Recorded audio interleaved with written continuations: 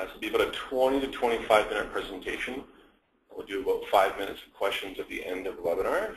There should be a little question box on the GoToMeeting, so you can add your questions at the end of the webinar. And we will be recording this, so we'll make this recording available to you and let everyone know who showed up today so they can get a copy of that. All right, so today's topic is adding Collabware CLM to your SharePoint portal. It's kind of geared towards people who maybe have a SharePoint implementation and are looking to add that dimensionality of records management. It's also going to be great for anyone who's just embarking in that large-scale ECM SharePoint project and definitely have records management in the roadmap for that implementation. Just like who's talking today, that's me, Michael Schweitzer. I'm the practice lead of enterprise content management here at Habanero, really focusing on adding that compliance to SharePoint. I'm also a Collabware MVP. So I've got about 10 Collabware projects under our belt, which I think is the most of any partner so far. And I've got my email address there. So feel free to reach out and contact me. I also have that at the very last slide as well on the questions slide, so you don't have to write it down right now. All right, so let's get started. So, often we hear that you're not quite sure what enterprise content management really is in SharePoint. You're not quite sure how Collabware fits in. If you add Collabware to your implementation, is that going to, are you going to have to go back and redo some stuff? How much effort is involved? What are the risks? And even really, if you're not sure if you're quite ready for an ECM project in SharePoint. So to kind of address those questions, I really kind of want to go into, give you an overview of how Collabware fits into SharePoint, see what those distinct steps are for adding Collabware to your implementation, see what the benefits are as you roll the product out, and then kind of covering what you can do to get ready for your implementation. So first off, how Collabware CLM fits into your existing SharePoint portal. Before we can really dive into that, we need to understand how all the pieces of your SharePoint ECM project fit together. So kind of central to this is going to be your collaboration portal or your core document management portal in SharePoint. Really, this is the kind of stuff where we're separating out, creating our department sites for people to collaborate on documents, doing core document management and collaboration throughout your enterprise. You can kind of think of this as replacing your network file storage, your J drive or your K drive, replacing as much of that as possible to kind of add that dimensionality compliance to it. So, typically looking at projects and employee files for human resources and managing your contracts. I would say, in the grand scheme of things, this collaboration portal is probably the most effort. It's probably the most ambiguous and the most difficult to tackle. It's a bit more of an art than a science, really, in terms of how many content types you have, what does navigation look like. However, this is where you can get a lot of ROI out of your solution. So when you develop that really cool project site for your team that has a calendar and tasks and documents, it becomes really engaging, and people get a lot of use and a lot of return out of that. Having a great collaboration portal, of course, helps drive adoption in your ECM system all up. And that's what drives compliance. And this is kind of where we contrast our Collabware and SharePoint scenario with maybe a more classical view in records management, where we wait for people after the fact, after the project, to go into SharePoint or go into the network file storage and upload those documents into some kind of records management system. And we just know it's a bit of an uphill battle and never really happens. So what we want to do is engage with the user much earlier in that content lifecycle so we can get a handle on the compliance piece. Then we would have the archives. So if you're familiar with SharePoint, it has something called a record center. It's really there for long-term storage and archiving of content. There's really no need to have those invoices from 2006 in your collaboration portal. People don't want to look at them. It's going to clutter up their experience and kind of degrade your search experience. They also add scalability to your overall solution, and it helps keep the collaboration and employee portals clean. Lastly, we have one more classical intranet or employee portal. When we do them, they look something more like this. It's a bit more employee-centric. I think the idea is that you don't necessarily want to have your employees dive 10 levels deep down into the HR collaboration site to find that vacation request form. You want to surface all of that good stuff to them in a much more meaningful manner. It's typically a bit more user-friendly. It's typically more web content. We typically see things like how do I, some policies and procedures, news and events. And we often roll up or surface content from the collaboration portal into this employee portal. So taking a step back, we see that we have our collaboration portal. We know that we have some archives off to the side for long-term storage.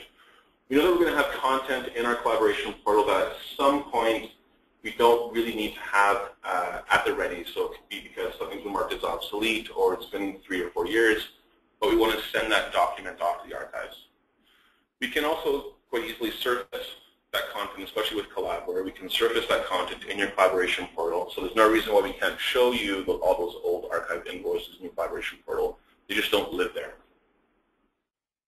We also have our employee portal, and employees may be submitting vacation request forms, and again, we can surface content like policies and procedures that may officially live in your collaboration portal, but show them in a much more user-friendly and meaningful fashion in your employee portal. So this is kind of a 10,000-foot view of what a SharePoint enterprise content management solution might look like.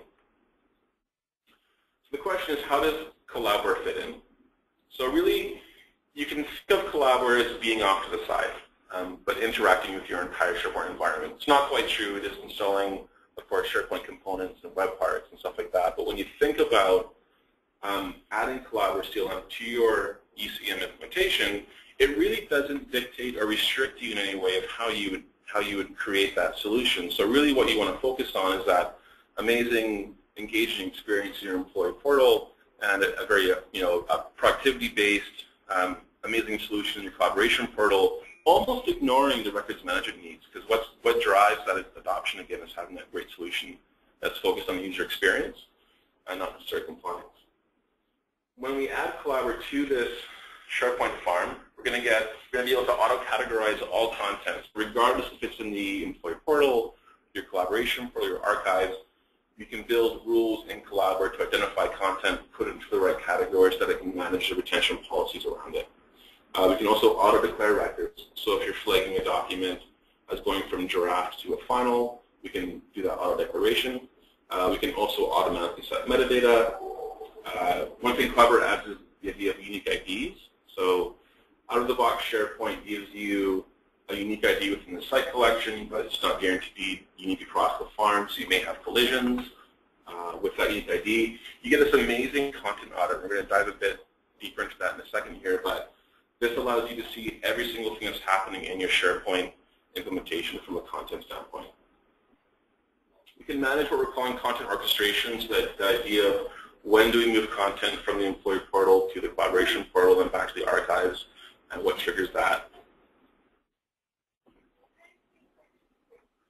We can help secure content throughout your implementation. Another big one is that it can manage those bulk dispositions. So imagine that you have 10,000 contracts in your archives, and in the year 2021, those are up for disposition. The out-of-the-box experience would be to kick off 10,000 workflows, and you're going to come in Monday morning, you're going to have 10,000 emails, which require about 70,000 clicks in SharePoint, and no one wants to do that. So Collabware allows you to take all those contracts, bundle them up together, send them to the appropriate subject matter expert or the Office of Primary Responsibility to get those approved and pushed through. It's going to help you create and manage and secure those archives. So it can automatically create all the archives based on record category for you. It helps with the contextual content surfacing, so it can quite easily show those old policies in the archives and surface them back up to the collaboration portal or employee portal. It helps you manage your physical items. So the enterprise version allows you to add the rooms and boxes and folders and shelves and map in any kind of physical stuff that you're managing from a records management standpoint, whether that be a dirt sample or a core sample, or just simply some old physical files where it's cost prohibitive to really scan them all into SharePoint in the first place. It can also prevent accidental deletion of records. So SharePoint out of the box, unfortunately, allows you to create records in a very simplistic format, but if someone accidentally deletes that site, all your records go disappearing, and you have to go talk to your IT people to get those restored back into the solution. And of course, it does all of this from a very centralized standpoint, which is quite different from the out-of-the-box experience. So I know you're thinking, well, that sounds good, but how do we get there? How much effort is involved? What does this actually look like to implement Collabware? Step one, obviously, is to install SharePoint. It's actually pretty easy. I mean, it just takes a couple hours. There's really no impact on the end users from that base installation, and we do get some immediate benefits from that installation. So thinking back to our ECM solution in SharePoint, once we do that basic installation, we're already auditing all content. So we know who's adding documents, who's viewing documents, who's deleting documents. I can go and do a search against the database to see every document that the CEO looked at before he quit and left for that competitive company. You do get those unique IDs. We can prevent the accidental deletion of records. We can actually get improved performance. There is some content auditing out of the box, but it's very localized. There's no way to really report on it across the entire farm. And there's a performance hit. So if you can turn that off and rely on the Collabware content auditing, you can get a slight performance increase. And of course, you can make use of those contextual surfacing controls and manage physical items. Just kind of looking at that audit trail, if you go to the home page on Collabware, you can see a live stream of content and what's happening to it, every view, every edit, every delete. There is a database behind the scenes. Again, you can do that and create any kind of report that you want. You can see potentially, based on record category or based on department, who's really using the system the most. You can get a view of every document in SharePoint that doesn't have a record category assigned to it and kind of look at the health of your records management solution. So quite a powerful tool that the product adds on SharePoint. And it even has some out-of-the-box reporting capabilities based on the audit trail. So you can look at all the active records based on category or based on department or person or ID or whatever meets your needs. So that's just the basic installation, a couple hours. Step two is the basic configuration of Collabware CLM. So really what we're talking about here is those core file plan elements, your record categories, your policies, who are those people or groups of people that will be approving content within your solution. It's relatively easy. Again, there's no real impact on end users outside of the records management side of things.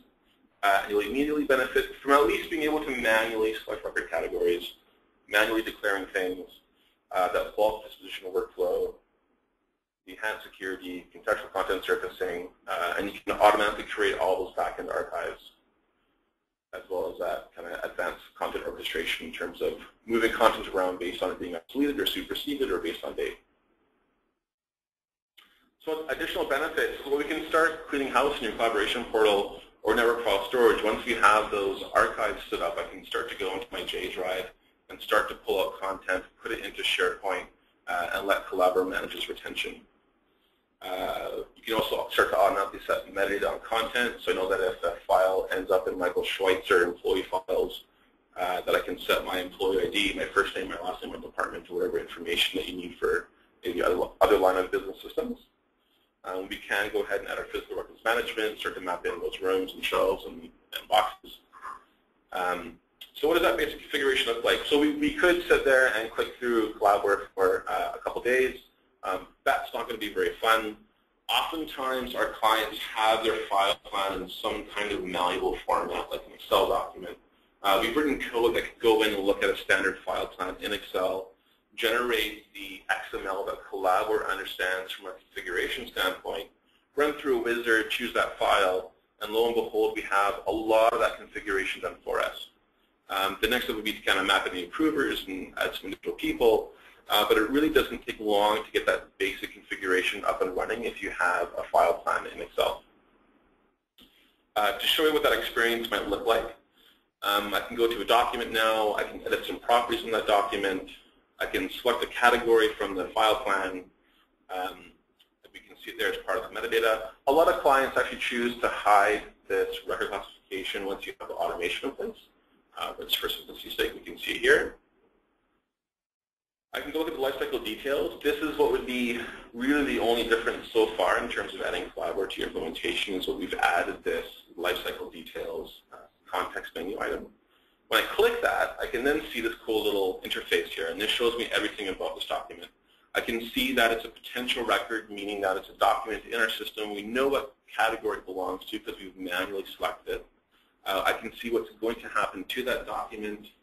and all that great stuff. As an end user, I can manually declare the record here by clicking the button up in the top-hand corner. And once I do that, I can see now that it's a record. As a records manager, I have additional functionality. I can reclassify into a different category. You can see at the top there, I can undeclare this record if someone accidentally uploaded their football pool schedule.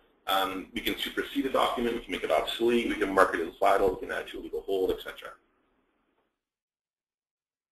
So thinking about then, we haven't spent that much time, and really we have most of the functionality available to us, we just don't have that automation.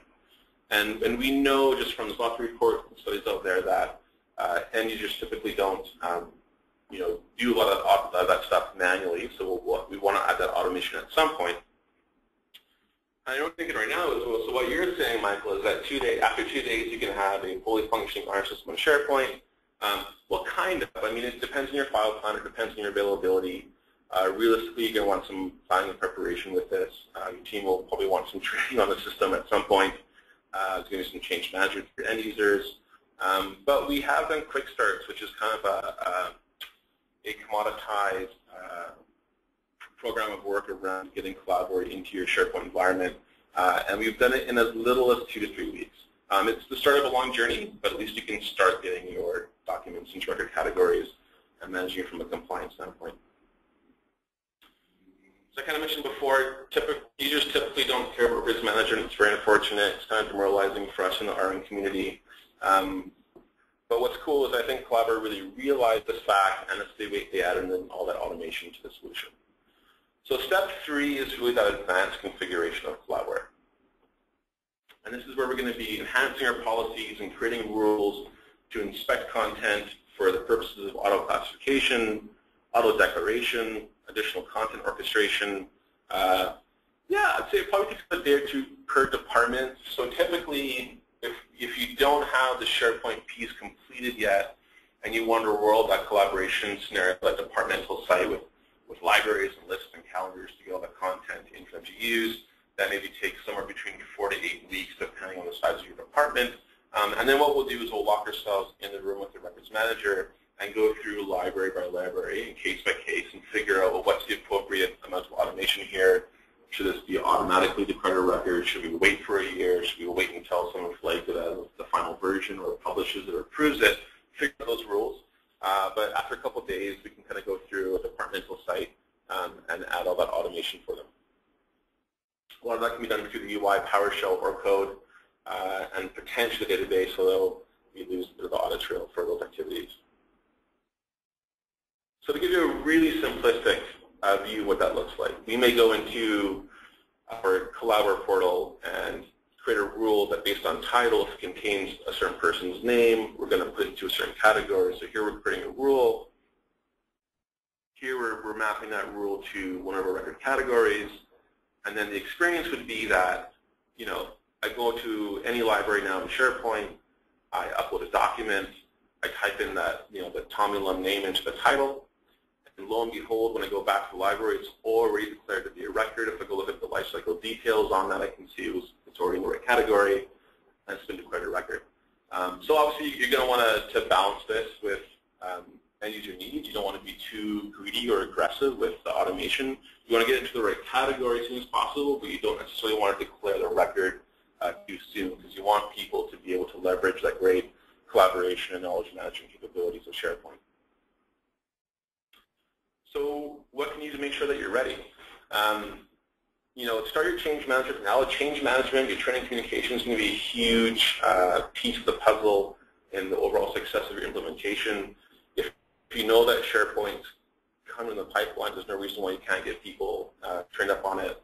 That'll make the adoption a little bit smoother. Really gain that organizational-wide support.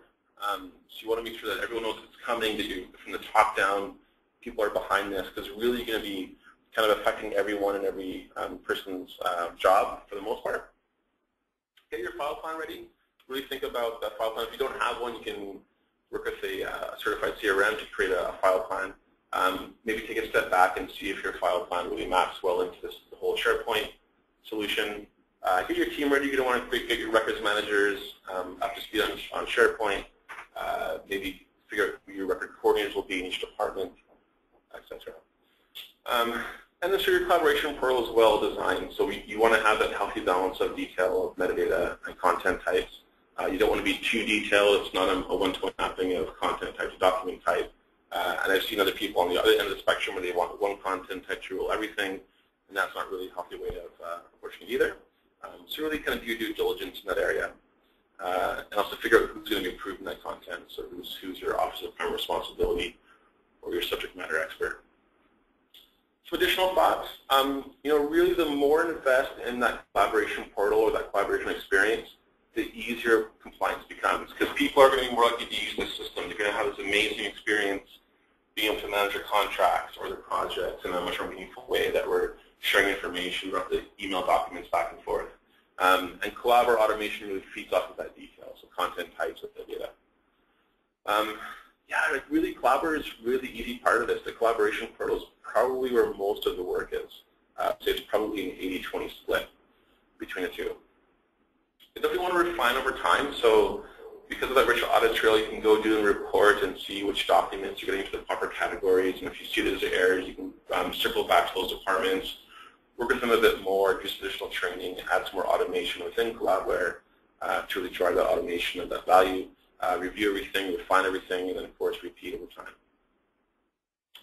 And really take it step by step. A lot of people, when you think about rolling out an ECM project in SharePoint, it's a bit overwhelming. It seems almost impossible, but really the magic is just do it one step at a time, department by department, user by user. No one's job, individual jobs, is infinitely complex, so we're certainly that you can address those as you go.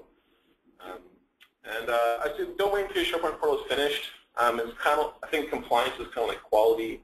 It's an approach or a way of thinking, and although Collabware doesn't at all dictate the way that you implement SharePoint, it actually helps promote best practices within SharePoint. So the sooner you get it in, I think the better off you'll be. So that's it for the presentation. Now we have question and answer time. And I think it's my email, and please feel free to reach out for any questions or comments you have.